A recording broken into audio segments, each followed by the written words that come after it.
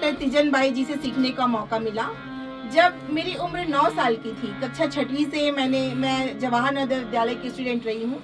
वहीं पे कैंप में मुझे उनसे सीखने का मौका मिला और मैं अपने संस्कृति की रक्षा के लिए और बिल्कुल जो हमारी पंडवानी जो लुप्त हो रही है उसको आगे बढ़ाने के लिए मैं उसको चाहती हूँ कि बहुत आगे जाए और हमारे देश के कोने कोने तक पंडवानी जो अभी लुप्त हो गया है वो लोगों को पता चले।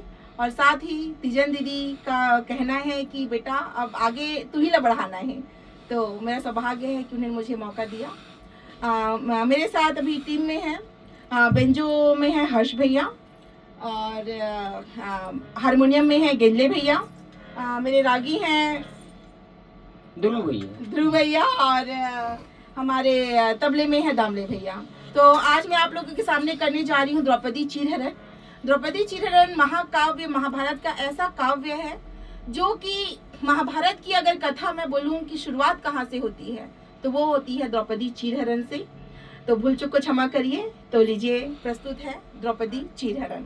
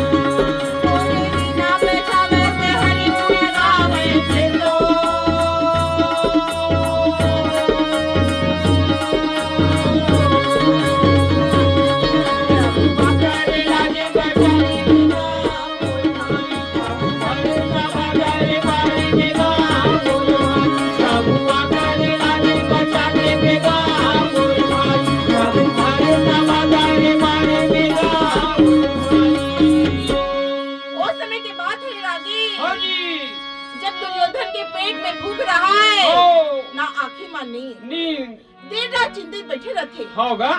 मम्मा सौकनी आके बोले भांजा तो ना हो गए।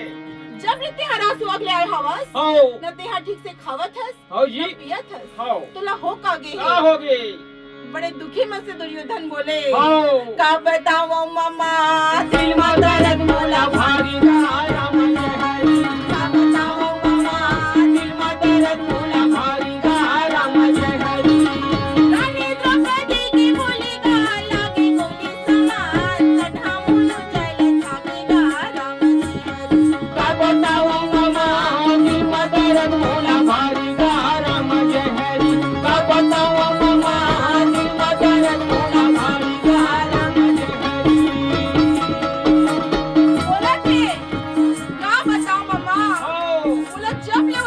बोले है ना अंधरा के बेटा अंधरा एक एक बोली को छोटी में तीर को चुभे मतलब का बताओ बदला लगे से निकालूंगा ते बता दे मम्मा राजा दुर्योधन बोलेगा राम का बताओ मम्मा तेरा बोला भारी का राम जय हरि का बताओ मम्मा तेरा बोला भारी का राम जय हरि का बताओ मम्मा तेरा बोला भारी का राम जय हरि। मम्मा तुला का बताओ जबले मला द्रौपदी बोले हवे अंधरा के बेटा अंधरा तेकर एक एक बोली मोर छाती में तीर कस चुबे हवे तुला का बताओ ओकर बात का सुन के सौकनी खुश होके बोलते अरे का बोलत थे अतनी बात बते हैं अतना चिंता करत हस गा अरे मोर रहा तो लोग काय के चिंता पड़े हवे। दुर्योधन बोली अच्छा हो तो रहा तो मोला काय की चिंता पड़े हवे। हो जी का करबे ते मोर पर। हो शौकिनी हंस के बोले बेटा ज्यादा कुछ करे पर नहीं लागे। हो जी बस वो जो पांचों पांडव है ना हो दीदी तेरा कैसनो करके ते बुला ले। हो दुर्योधन बोले अच्छा हो इतना आसान है काम मतलब बुलाना। नहीं है एक काम कर बेटा हो जी जाके पिताजी ला बोलथन हो वही या कुछ रास्ता निकाल ही। जाके धृतराज से बोले पिताजी सुनाओ ना एक बात हवे। हम सोचत हवन दिवाली के त्योहार लट्ठा में आ गए है तो हम हाँ सबो भाई मिलके और दिवाली के त्योहार ला मना ले। धृतराज बोले नहीं बेटा नहीं रहन दे मतलब अपन जगह खुश रहन दे हम अपन जगह ठीक हवन ये सब करे की कोई जरूरत नहीं है। अरे पिताजी ते बुला तो ले एक बार हम सोचा था दो हाथ जुआ के खेल भी हो जही। धृतराज बोले नहीं बेटा नहीं तब के तारी दुर्योधन चिल्ला के बोलते अगर ते नहीं बुला बिना पिताजी मैं खुद बुला लू हूँ। ऐसे बोली तहने का करबे विदुर काका ला बुला के ला के बोलते काका ते है काम न कर दिवाली त्योहार लट्ठा में आ गए हैं जाके कैसनो करके पादनो मल्लते बुला ले। विदुर सोचते ऐसे का बात है जो मतलब बुलाए पर जाऊं कोनो बात नहीं होए। हम सोचा था दिवाली त्योहार लट्ठा में आ गए हैं सबो भाई बड़े प्रेम से दिवाली त्योहार ला मना ले हरि के सुमिरन भजले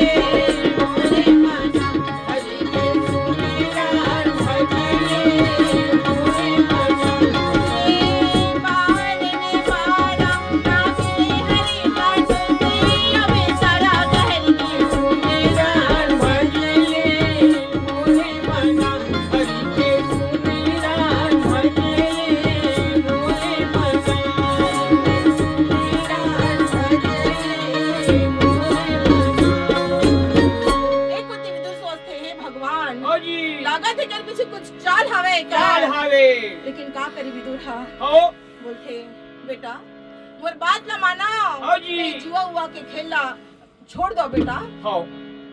दुर्योधन हंस के बोले अरे काका ते हमर दूध बन के छात हवा तेरे विचार से मतलब कोई लेना देना नहीं है।